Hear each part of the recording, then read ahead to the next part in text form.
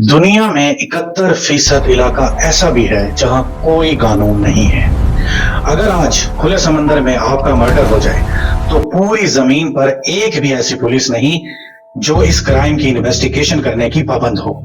ना कोई homicide team, ना कोई क्राइम सीन को सील करेगा, ना कोई डिटेक्टिव गवाहों और सवालात का जवाब मांगेंगे, और जिस जगह पर आपकी लाश मौजूद होगी वो अपनी अगले पोर्ट पर बिना रुके निकल जाएगा। और सबसे खौफनाक बात पता है क्या है? जिस स्मार्टफोन पर आप ये वीडियो देख रहे हैं उसे बनाने वाली $1 ट्रिलियन कंपनी इसी लीगल ब्लैक होल पर चल रही है।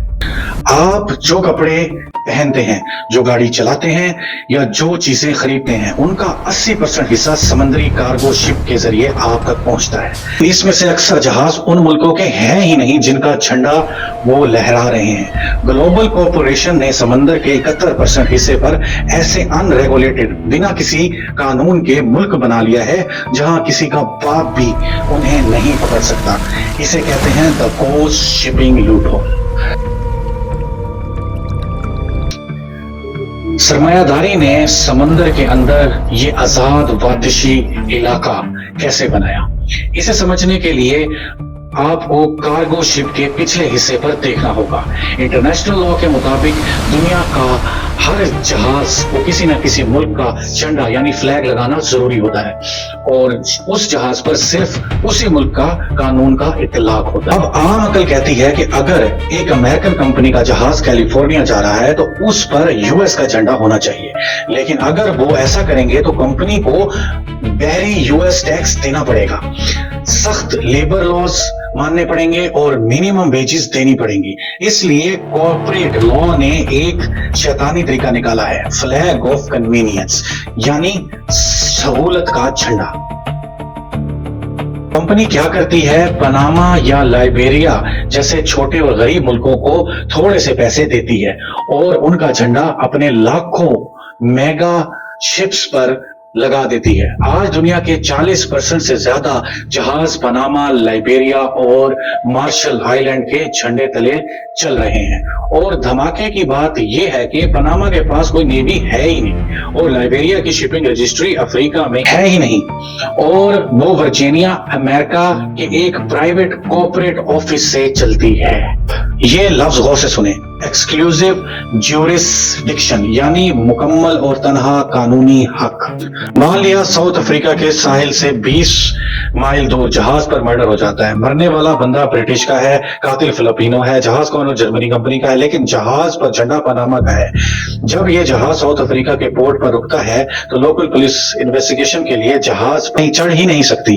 जहाज का कैप्टन सीधा उनके मुंह पर कह सकता है कि दफा हो जाओ यहाँ से। जब तक पनामा की हुकूमत इजाजत ना दे, दुनिया की कोई भी पुलिस वहां से सबूत इकट्ठा कर ही नहीं सकती, ना ही किसी को अरेस्ट कर सकती है। और पनामा उसे पता चलता है कि समंदर के दूसरे कोने पर मर्डर हुआ है, वो कोई इन्वेस्टिगेटर नहीं भेजता, उसके पास सीआईडी या एफबीआई टीम है ही नहीं। वो सिर्फ कैप्टन को एक ईमेल भेजते हैं, कैप्टन का लिखा हुआ एक झूठ स्टेटमेंट रिसीव करते हैं और फाइल को हमेशा के लिए क्लोज कर देते हैं।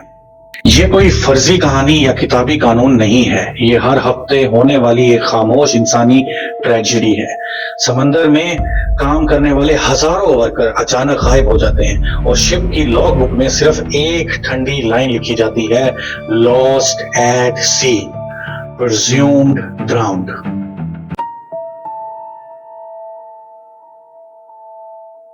जब तक कानून ये पता लगाता है कि असली ओनर कौन है, तब तक जहाज बेचा जा चुका होता है, उसका नाम बदल दिया जाता है और उसे किसी ऑफशोर कंपनी के अंदर रजिस्टर करवा दिया जाता है। कागजी कार्रवाई समंदर के पानी में घुलकर खत्म हो जाती है। फिर दुनिया की बड़ी ताकतें, अमेरिका, यूनियन, चाइना और इस चोर दरवाजे को बंद क्यों नहीं करती? उनके पास तो नेवीज हैं, मिलिट्री है, वो इन जहाजों को अपने पोर्ट्स पर बैन कर सकते हैं। वो इस ब्लैक होल को खत्म क्यों नहीं करती? क्योंकि मॉडर्न कंज्यूमर कैपिटलिज्म इस लूप होल के बिना एक दिन भी नहीं चल सकता। अगर कल ये फ्लैग ऑफ कन्वीनियंस बंद कर दिया जाए तो शिप ओनर्स को इंटरनेशनल लेबर रेट और टैक्स देना पड़ेंगे। میری ٹائم انشورنس کا ریٹ آسمان کو چھونے لگے گا اور شپنگ کے اخراجات ایک رات میں 300% بڑھ جائیں گے. پیٹرول، موبائل فون، گندم، دوائیاں اور کپڑے اتنے مہنگے ہو جائیں گے کہ عام آدمی خرید نہیں سکے گا. گلوبل سپلائی چین ایک جھٹکے میں تباہ ہو جائے گی.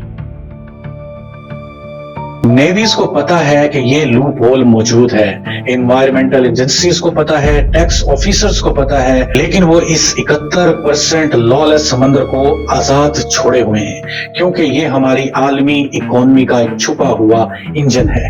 ہمیں چیپ گڈز اور 24 آورز ڈیلیوری کے بدلے سمندر پر انسانی حقوق، قانون اور انصاف کا سوسائڈ کرنا پڑ رہا ہے.